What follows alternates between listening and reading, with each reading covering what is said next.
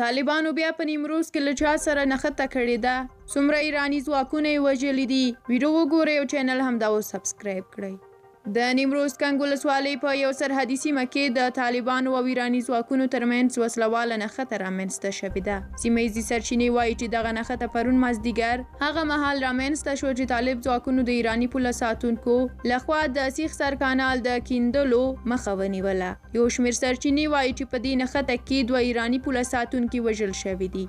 په ټولنیزو رسنیو کې خپرې شوې ویډیوګانې ښیي چې دواړه لوري پر یو بل ډز کوي.